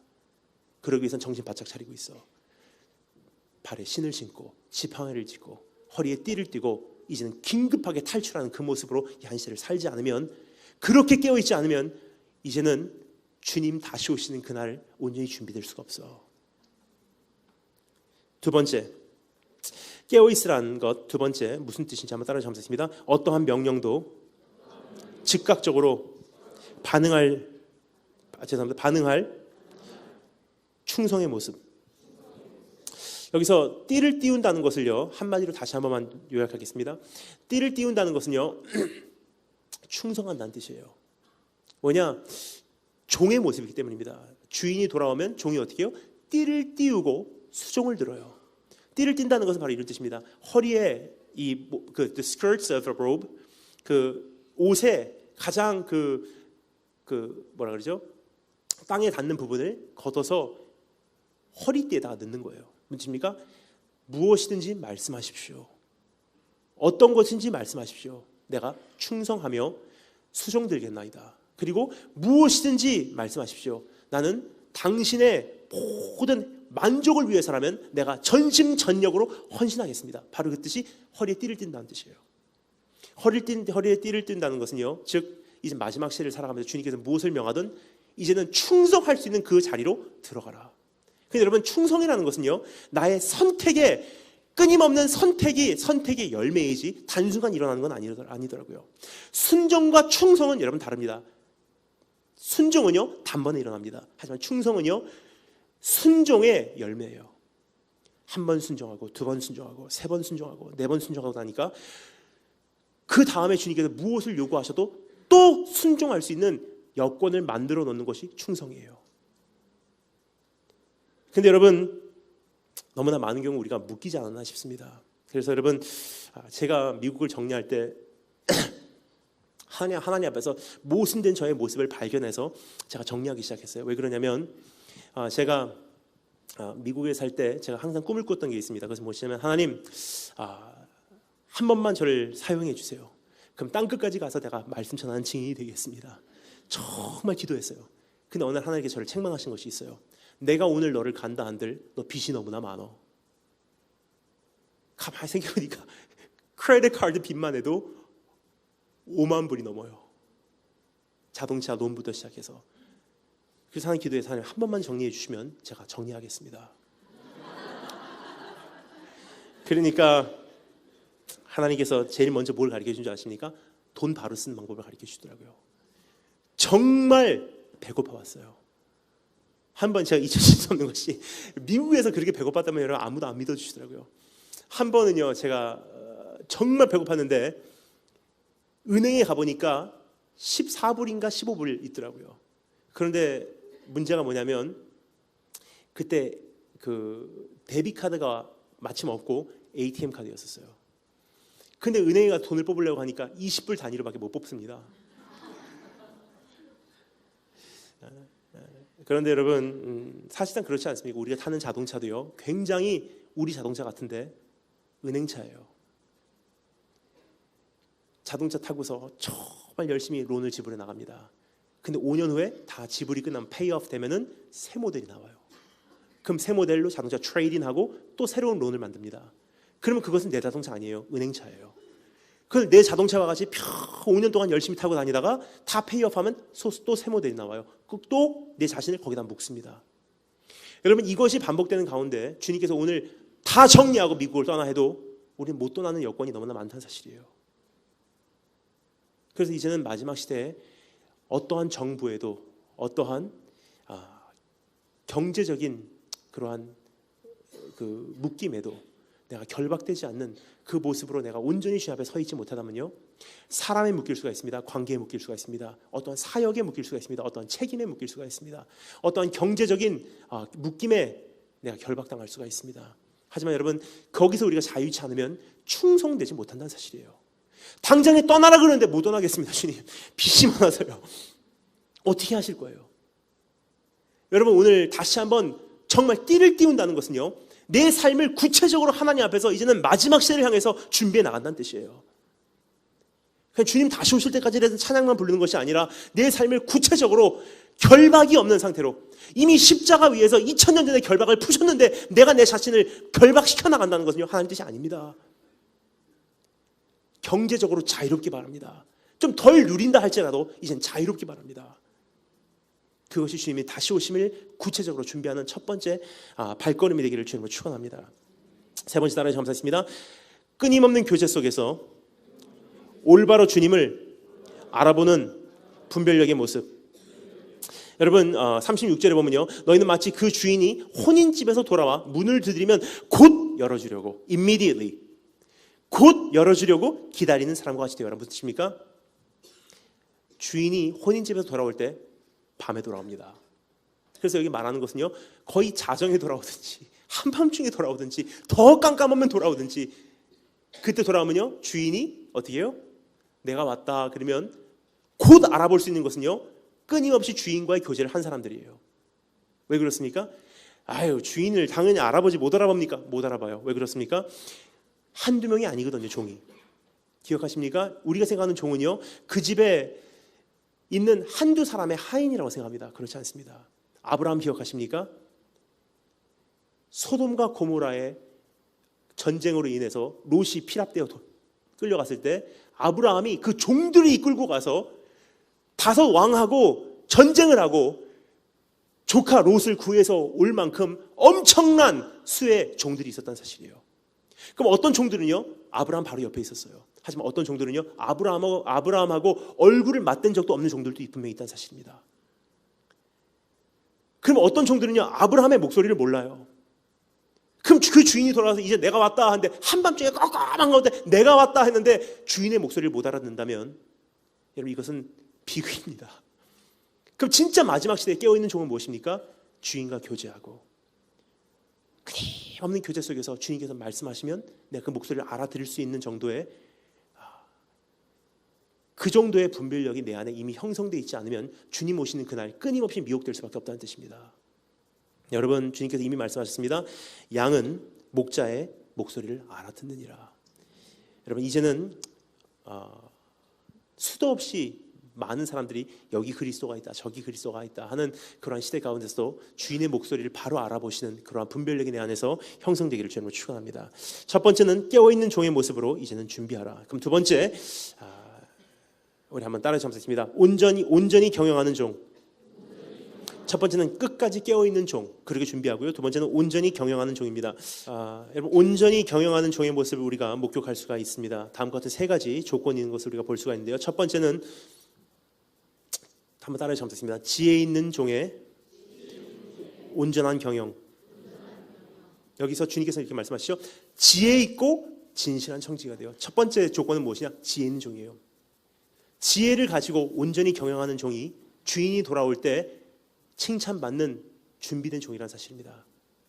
여러분, 지혜라 그러면 여러분 무엇을 생각하십니까? 지혜 그러면 지식을 생각할 때가 많이 있어요. 지혜 그러면 그냥 내가 이 세상을 살아가면서 필요한 지식을 생각할 때가 있습니다. 하지만 성경적으로 보면요, 지혜라는 것은 무엇이냐 한번 정리할 필요가 있다고 생각합니다.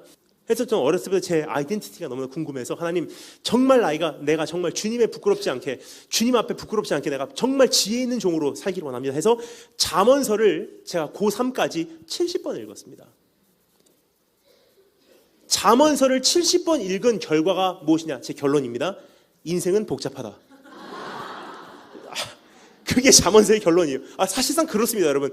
잠언서의 결론이 무엇이냐? 인생은 복잡하다. 그래서 지혜가 필요하다. 지혜는 무엇이냐?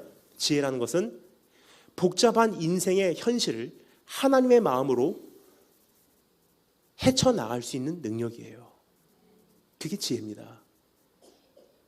예를 들어서 우리가 사는 인생의 모든 우리가 내리지 않으면 안 되는 결정이요, 도덕적인 결정이 아니란 뜻이에요. 좋고 나쁘고가 아닙니다. 지혜의 결정이에요. It's a wisdom call. 뭔 뜻입니까?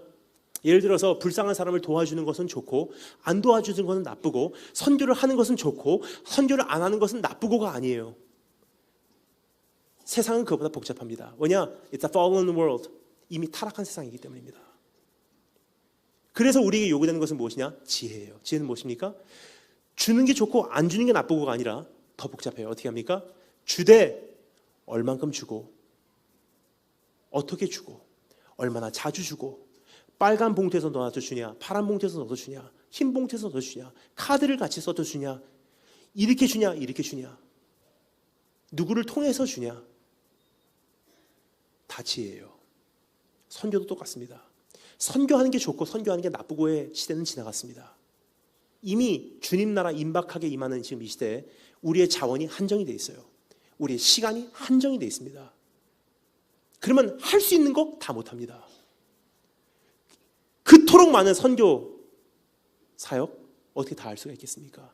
그토록 많은 선교사들 어떻게 다 후원할 수가 있겠습니까? 그때부터는 지혜예요. 다 선하지만 하나님의 마음으로 이제는 판단해 볼 때 여기는 투자할 만한 가치가 있고 여기는 하루빨리 무너져야 될 사역입니다. 이것은 하나님께서 하루빨리 더 열어가시면 좋겠지만 이것은 하루빨리 정리되는 것이 오히려 하나님 나라의 덕이 될 것 같습니다. 그래서 온전히 분별할 수 있는 그 능력이 내 안에 소유되지 않으면요, 이젠 하나님의 자원을요 잘못된 곳에 우리가 유통하기 시작한다는 사실입니다.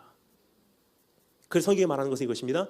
너희가 지혜 없는 자 같이 하지 말고 지혜 있는 자 같이 하여 세월을 아끼라. 때가 악하니라. 악하다는 건 무슨 뜻입니까? 성경에서 말하는 이 악하다는 것은요, 죄성이 있다는 뜻이 아니에요. 왜냐? 죄의 본질을 얘기하는 것입니다. 죄의 본질은 무엇입니까? 선택의 여지가 있다는 뜻이에요. 왜 그렇습니까? 죄라는 것은요, 옵션이라는 뜻이에요. 즉 하나님만을 사랑하게 만들어진 나에게 옵션이 생겼어요. 그렇게 안 해도 돼. 때가 악한이라는 것은 무엇입니까? 그 어떤 시대보다도 우리 안에는 너무나 많은 선택의 여지가 있다는 뜻이에요. 미혹되기 쉬운 시대라는 뜻입니다. 너희는 지혜 없는 자 같이 하지 말고 오직 지혜 있는 자 같이 하여 세월을 아끼라. 세상이 악하니라. 그러므로 시대가 악하니라. 그러므로 어리석은 자가 되지 말고 오직 주의 뜻이 무엇인가 이해하라. 무슨 뜻입니까? 주님의 뜻을 정말로 내가 이해하게 되면요, 이제 하나님의 뜻으로 나의 젊음, 나의 시간, 나의 물질을 정말 하나님의 마음이 있는 곳에 유통시킬 수 있어요. 선교를 하기 위한 선교와 사역을 하기 위한 사역과 어떠한 주님을 섬기기 위한 내가 생각하는 맞는 섬김이 아니라 하나님의 마음으로 정말 주님 나라에 도움이 되는 그곳에 내가 내 모든 것을 우리가 사용할 수 있다는 뜻입니다. 그 종이 주인이 돌아올 때 지혜 있는 종으로 칭찬받을 줄 믿습니다. 그렇게 준비하신 여러분 되시길 주님으로 축원합니다. 두 번째 단어의 점사 있습니다. 진실한 청지기에 온전한 경영. 여러분, 결국 주님 오시는 그날까지 진실한 청지기로서 우리가 준비되지 않으면 온전한 경영하는 종으로서는 우리가 칭찬받을 수 없다는 뜻입니다. 여러분, 진실하다는 것은요, 성경에서 보면 바로 이런 것을 우리에게 이러한 의미를 내포하고 있지 않나 생각합니다. 진실하다는 것은요, 하나님 앞에서 양심적이라는 뜻이에요. 즉 주인이 오시려고 하는데, 주인이 오신다고 하는데 그것을 선포하지 못한다는 것은요, 진실되지 못한 뜻입니다. 여러 가지 이유가 있습니다. 주인이 오시려고 하는데 종이 오시는 것을 외치지 않거나 분별하지 못한다는 것은요, 이미 내 안에 비양심적인 것이 자리 잡고 있다는 뜻이에요. 정말 주님 이 세상에 하루빨리 오시려고 하는데 한 사람의 마지막 시대에 사는 성도로서 그것을 전제로 살아가지 못한다는 것은요, 몇 가지 이유가 있습니다. 잠시 시간 관계상 살펴보지는 않겠습니다. 죄송합니다. 한 가지만 말씀드리도록 하겠습니다. 비양심적인 너무나 여러 가지 요소가 있다고 생각해요. 왜 그러냐? 이번에 뉴욕에 오기 전에 캘리포니아를 들렸다 왔어요. 근데 캘리포니아를 가니까 정말 귀한 교회는요, 정말 귀해요. 왜냐? 어두움 속에서 더 지금 강력하게 빛을 뿜어내고 있기 때문입니다. 근데 캘리포니아 전체를 가잖아요. 저는 이런 생각이 들어요. 선교사 벨이겠구나. 왜냐? 지상 낙원이에요. 여기 이렇게 눈 오고 이렇게 힘든데, 그래서 뉴욕에 계신 분들은 깨어 있을 수 있는 것 같아요. 근데 캘리포니아 가잖아요. 진짜로 City of Angels, 진짜로 날씨가 지상 낙원이에요. 그래서 거기 있으면요, 몽롱해지고, 캘리포니아에서 여러분 딱 2주만 있어 보면요, 선교지 가기 싫더라고요. 그런데 사실상 캘리포니아 같은 곳에서 주님 다시 오신다는 것을 사모하시는 정말 깨어 계신 분들은 정말 깨어 계세요. 왜냐? 선택으로 깨어 계시기 때문에. 근데 여러분 웬만해서는요, 깨어 있기 힘든 그런 환경이에요. 왜 그러냐? 너무 완벽하기 때문에 주님 오시게 되면요, 지금 이 환경에 이러한 삶에 위협을 받는 그러한 느낌이 듭니다. 그래서 웬만해서는 오늘의 나의 삶을요, 잃어버리려고 하지 않습니다. 근데 이것은 여러분 그냥 평신도뿐만이 아니라 목회자와 선교사도 똑같아요. 지난번에 어느 곳에 가서 말씀을 전했습니다. 근데 거기는요, 그날 정말로 하나님께서 역사하신 걸 느껴졌어요. 그래서 말씀을 전했는데 청년들이, 여러분 그냥 보통 말씀을 전했어요. 주님 곧 오십니다. 그래서 준비하십시다. 내 젊음 온전한 곳에 우리가 유통시킵시다. 정말로 말씀을 이렇게 전했어요. 그런데 그날 얼마나 좋았는지 저도 가슴을 치면서 회개하고 정말 가슴을 치면서 정말 주님 앞에 온전히 나갔어요. 그런데 저뿐만이 아니에요. 청년들이 바닥에 엎드려져서 뒹굴면서 하나님 앞에 부르짖는 그 모습을 보게 되었습니다. 그 말씀을 마치고 너무나 감사해서 이제 내려왔는데 담임 목사님께서 저에게 권면을 하시더라고요. 목사님, 웬만해서 그 말씀 외치지 마세요. 그 말씀 외치면 우리 교회 건축한 지 얼마나 안 됐는데 누가 건축 헌금합니까? 선교사님은 모르겠지만 목회자 입장인 나는 이런 것까지 다 계산해야 되거든요. 제가 깜짝 놀라서요, 신발의 먼지를 털어버리고 나왔어요. 여러분, 깨어있는 교회에 온다는 것은요, 마지막 시대의 엄청난 영적 축복이에요. 이것은 여러분 오늘 LTC 성도님들이 제가 말씀드린 것이 아닙니다. 진짜로 다니다 보면요, 정말로 이제는 보이기 시작해요. 깨어있는 교회와 잠들어 있는 교회, 깨어있는 성도와 잠들어 있는 성도. 근데 너무나 많은 경우 잠들어 있는 이유가 한 가지 있습니다. 뭐냐? 비양심적이기 때문에. 주님 오신다는 것을 웬만해서는 인정하고 싶지 않은 거예요. 왜냐? 오늘의 삶이 jeopardize, 오늘의 삶이 위협을 받기 때문에. 여러분, 이제는 정직한 청지기로서 주님의 임하시는 그 현실을 있는 그대로 한번 받아들이시고 그것을 전제로 준비해 나가신 여러분 되시길 주님을 축원합니다.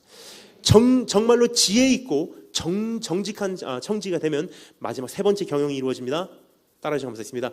다른 종들을 깨우는 온전한 경영. 지혜가 생기고 정직하게 되면요, 이제는 지혜가 생기고 진실한 종이 되면요, 진짜로 이제는 다른 종들을 깨울 수 있는 종이 된다는 사실이에요. 여기 이렇게 돼 있죠. 주인이 돌아올 때 그 복이 있는 종이 누구냐고 주님께서 물어보시면서 이렇게 말씀하시죠. 지혜 있고 진실한 청지기가 되어 주인에게 그 집 종들을 맡아 때를 따라 양식을 나누어 줄 자가 누구냐. 주인이 돌아올 때 그 종의 그렇게 하는 것을 보면 그 종이 복이 있으리로다. 수도 없이 많은 종들이 정말 충실히 주님을 섬겼음에도 불구하고 주인의 관심이 있는 종은 누구죠? 때에 맞는 양식을 다른 종들에게 준 그 종이래요. 여러분, 시대마다 맞는 메시지가 있습니다. 근데 여러분 마지막 시대에는요, 마지막 시대의 메시지밖에 통하지 않는다는 사실이에요. 왜냐? 마지막 시대의 잠은요, 마지막 시대의 메시지밖에 깨우지 못하기 때문입니다. 아무리 신학적인 얘기하고, 아무리 그냥 정말 감정적인 이야기하고, 아무리 위대한 간증도요, 못 깨웁니다. 마지막 시대의 잠은요, 정말 깊은 잠이기 때문에 다 못 일어나요. 근데 한 가지만 깨웁니다. 굉장히 단순한 말이에요.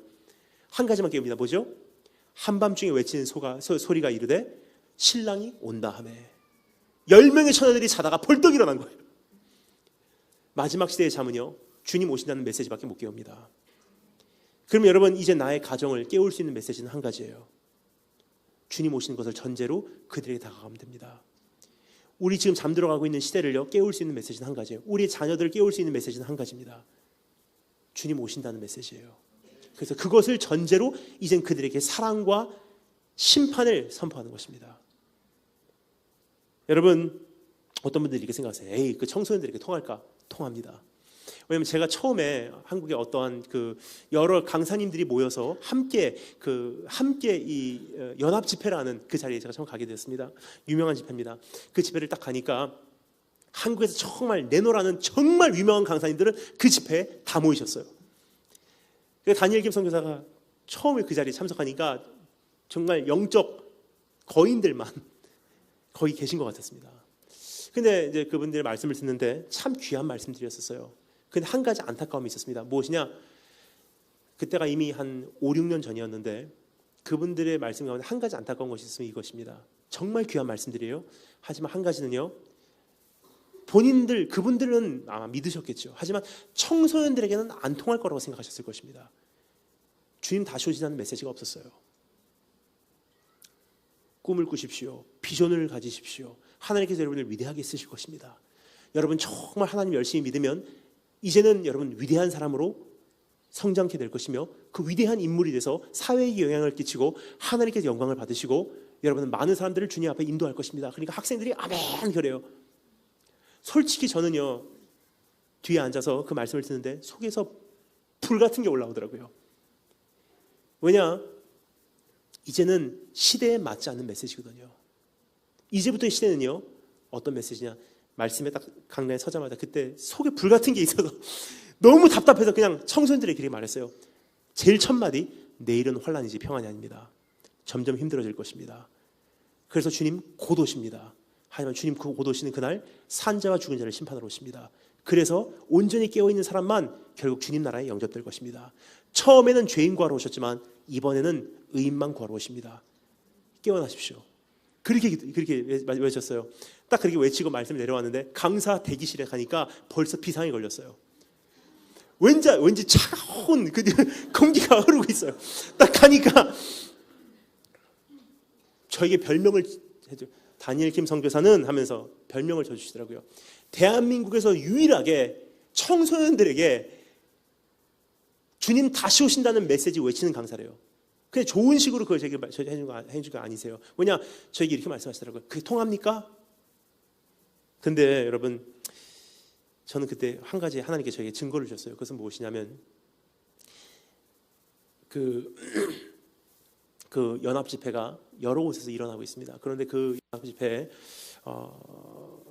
어떠한 그 실행, 그 행정 담당하는 그 사무실에서 저에게 이렇게 말씀해 주셨어요. 그게 어디냐면, 그 사무실 저에게 이렇게 말씀해 주십니다. 그 설문지 조사를 해봤는데 1년이 지나고 나서 그 집회에 가장 영향력 있는 강사가 누구냐? 다니엘 김 선교사래요. 저는 이것을 제 자랑으로 말씀드린 게 아니에요. 한 가지 여러분에게 한 증거를 말씀드리고 싶었을 뿐입니다. 그것은 무엇이냐? 어린 아이들도 영이기 때문에 안다는 거예요. 그냥 잘 될 거야, 열심히 살아, 이제는 안 통합니다. 아이들은 오히려 그걸 알아요. 그러면 진짜로 지혜롭게 무슨 메시지를 할까? 나에게 주어진 시간이 1시간이면 1시간, 1시간 반이면 1시간 반 동안 하나님 앞에서 양심적으로 무슨 말을 하고 할까? 그리고 이들에게 내가 정말 진실된 종으로서 무슨 말씀을 외쳐야 할까? 그래서 분별해 볼 때 한 가지 메시지를 외치게 됩니다. 때에 맞는 양식을 그들에게 주는 거예요. 여러분, 마지막 시대의 잠은요, 마지막 시대로밖에 못 깨우기에 이젠 그 주님의 온전한 경영에 동참하셔서 지혜 있는 종으로서, 진실된 종으로서, 때에 맞는 양식을 다른 종들에게도 나눠주는 종으로서 주님 다시 오시는 것을 준비하시는 그런 축복이 있기를 주님으로 축원합니다. 마지막 세 번째 짧게 살펴보고 마치겠습니다. 세 번째 따라 점수했습니다. 받은 만큼 행하는 종. 여기서 세 가지 종류의 사람이 나옵니다. 첫 번째는요, 알고도 행하지 않는 자들이 나와요. 주님께서 다시 오신다는 것을 알면서도 불구하고 주님의 뜻이 무엇인지 이제 알면서도 불구하고 그대로 삶을 살아내지 못하는 사람들입니다. 주인이 돌아올 때 가장 먼저 그 사람들이 심판을 받는데요. 예를 들어서 요한계시록에 보면요, 이 세상에 엄청난 하나님의 재앙이 쏟아지기 전에 먼저 심판하는 대상이 있었습니다. 누구죠? 교회예요. 주님 오시는 그날엔요, 세상을 심판하기 전에 교회를 먼저 심판하십니다. 요한계시록 2장 3장은요, 교회를 심판하신 하나님의 책망의 말씀이었어요. 그리고 4장에 가서 이제부터 하나님의 심판이 시작됩니다. 세상을 향한. 많이 준 자에게는 많은 것을 요구하신 주님께서 제일 먼저 교회와 목사, 선교사를 심판하실 거라고 생각해요. 그래서 여러분, 저는요 사실상 두렵습니다. 그 이유는요, 오늘 말씀은요 여러분이 먼저 두려워하실 말씀이에요. 어제 말씀과 오늘 낮의 말씀은요 여러분이 두려워하셔야 할 말씀입니다. 그 이유는 화기 때문입니다. 아는 만큼 심판받을 말씀이에요. 내가 그때 다니엘 김 선교사 보내잖아. 너 들었음에도 불구하고 너 왜 이렇게 살았니? 은혜 받았습니다. 돌아가면 오늘 말씀이 말씀되지 못한 것입니다. 이렇게 살아내지 못하면 이것은 화입니다. 그렇다면 여러분, 이제 우리가 하나님 앞에서 참 두려움과 떨림으로 살 수밖에 없다고 생각합니다. 저 그래서 최근에 참 두렵기 시작했어요. 박보영 목사님께서 이제 말씀하신 것을 최근에 들었는데요. 이렇게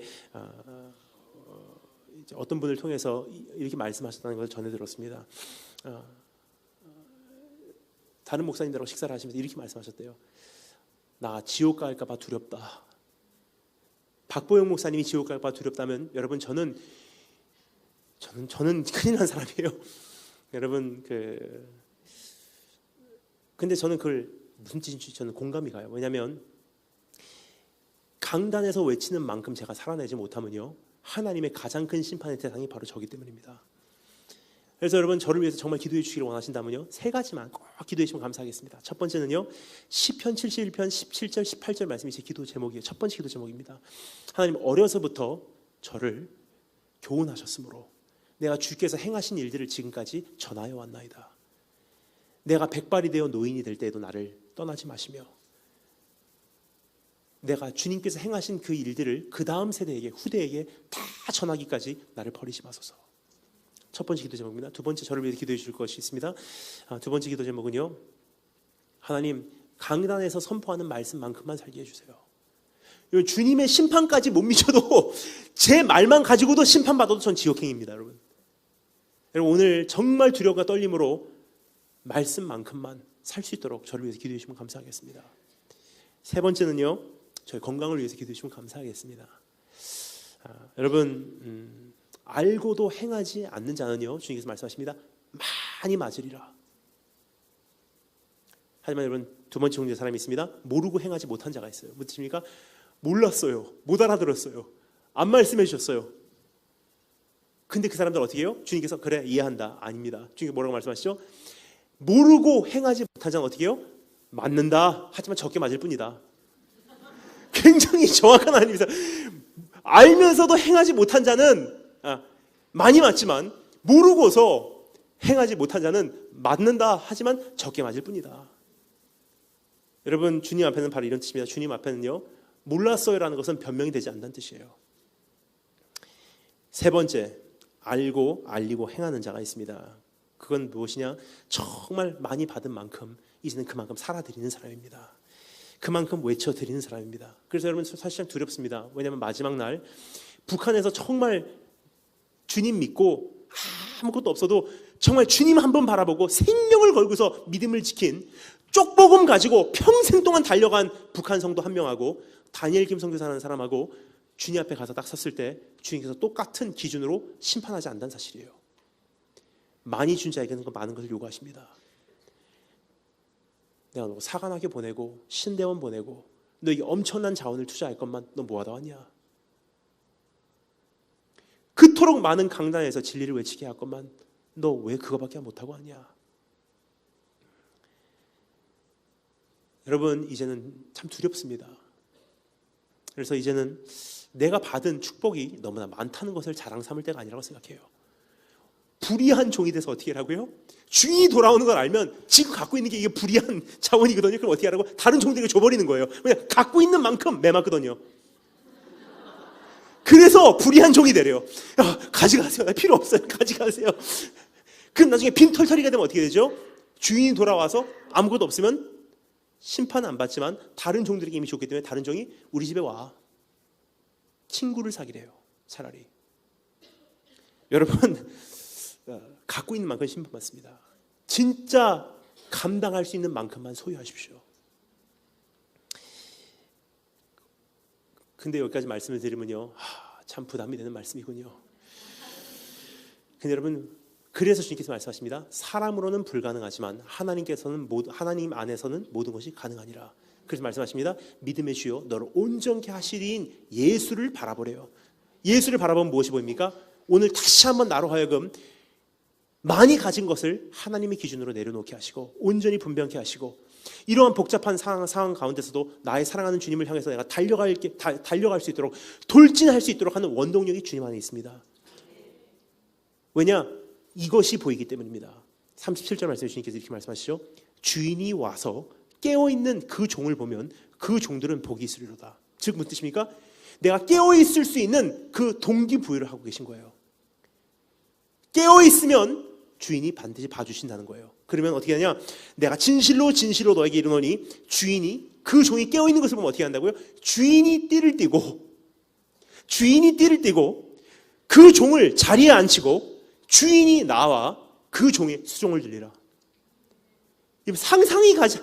상상을 초월해버리는 복음이에요. 무엇입니까? 아유, 주님, 내가 주님 나라 가서 내가 주님의 수종 드는 건 이해가 가는데 주님이 나를 수종 든다, 이거 말도 안 됩니다.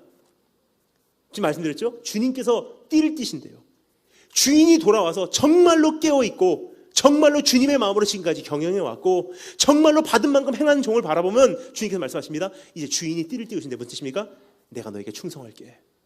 내가 띠를 띄우고 네가 무엇인지 말해도 내가 너의 필요를 다 만족시키고 채울 수 있는 거기에 내가 몰두하겠다. 언제? 영원에 걸쳐서. 주인께서 우리의 수종을 든다는 뜻이에요.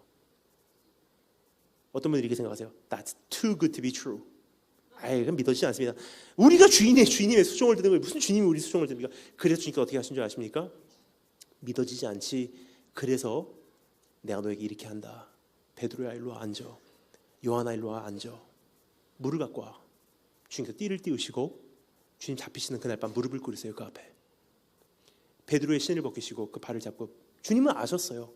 이 종은 결국 복음 들고 산을 넘을 그 발이 될 거라는 거 주님 알고 계셨어요.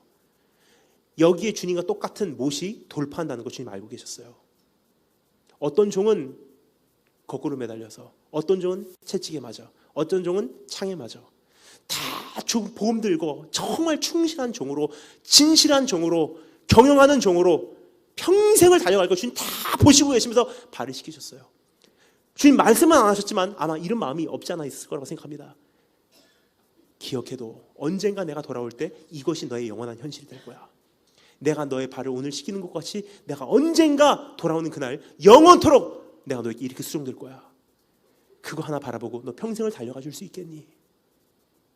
여러분, 그 주님이 오늘 보이신다면 이제는 우리는 온전한 종으로서 준비할 수 있습니다. 다 찬양하고 우리 잠시 기도하도록 하겠습니다.